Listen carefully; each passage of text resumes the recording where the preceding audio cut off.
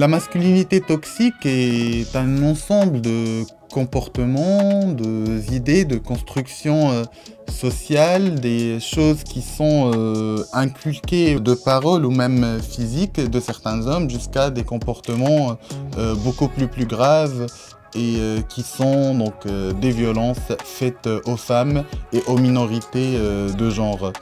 Il y a beaucoup de discrimination et c'est quelque chose quand même qui est très visible dans la rue, qui se présente sous forme de harcèlement sexuel dans la rue, c'est-à-dire ça suffit de marcher dans la rue pour voir comment des hommes cis vont se permettre de harceler des femmes dans l'espace public.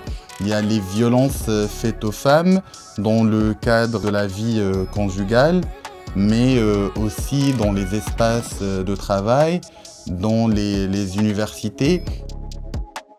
Je m'appelle Soufiane Hennani, je vis au Maroc, à Rabat.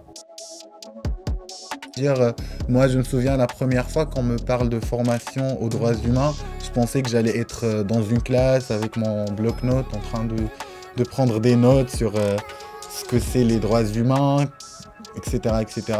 Mais je me suis retrouvé dans des espaces avec d'autres jeunes, tellement différents de moi, mais qui me ressemblent. Et c'est magique.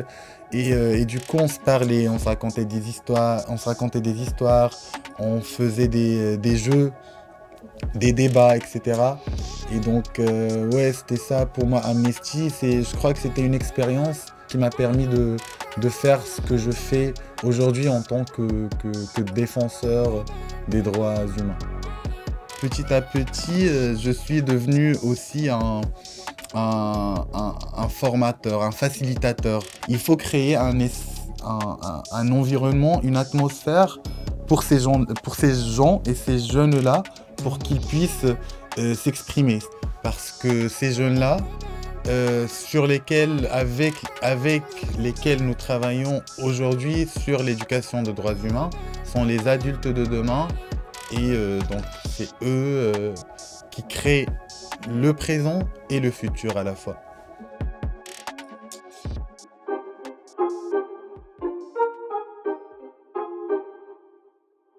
En ce moment et depuis 2020, je produis un podcast pour promouvoir cette égalité basée sur le genre.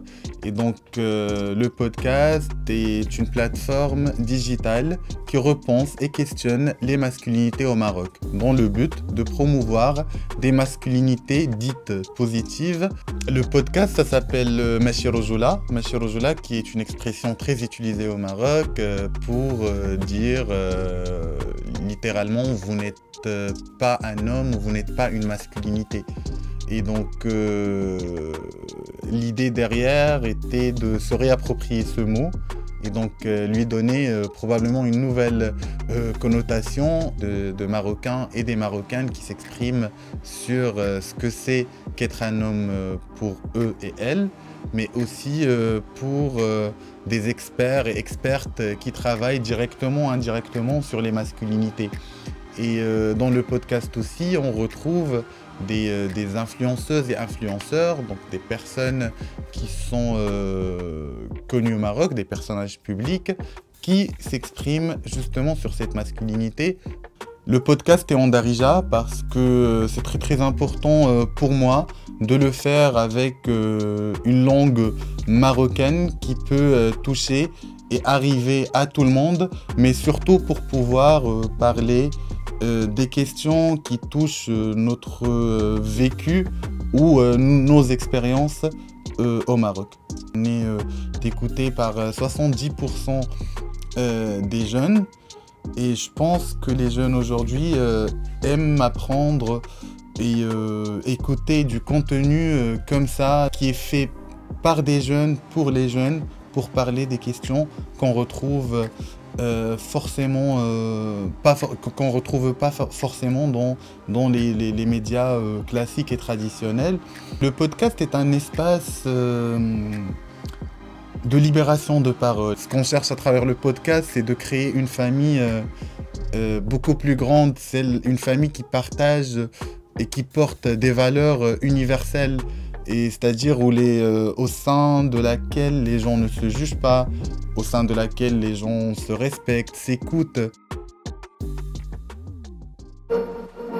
My name is Zainab Fasiki. I am a Moroccan illustrator and comic artist and activist who defends women's rights and queer rights and the female body rights.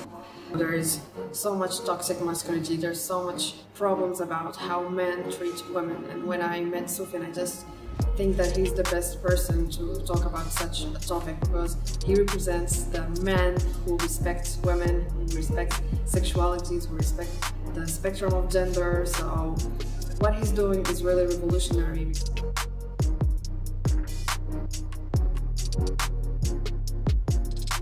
Et à travers Machi Roujla, j'ai aussi pu connaître davantage les jeunes de mon pays, du Maroc, c'est-à-dire aujourd'hui je les rencontre davantage, je sais ce qu'ils pensent, je reçois leurs messages, des fois d'ailleurs même quand ils ne sont pas d'accord avec des idées qui sont dans le podcast.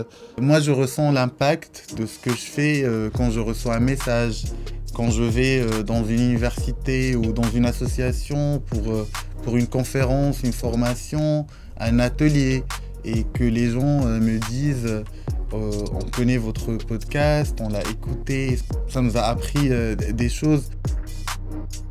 Je m'appelle Soufiane Hnani et je suis fier d'être un défenseur des droits humains parce que ce que je fais me permet de changer le monde, doucement mais sûrement. Je crois que faire partie d'un réseau des jeunes qui font l'éducation aux droits humains et qui promeuvent les droits humains est une chance et un espoir. Moi, je me considère chanceux d'être dans un réseau des jeunes de tout genre, de toute sexualité hétérogène, très diversifiée, qui portent toutes et tous le même message, celui d'une égalité et celui d'une justice sociale.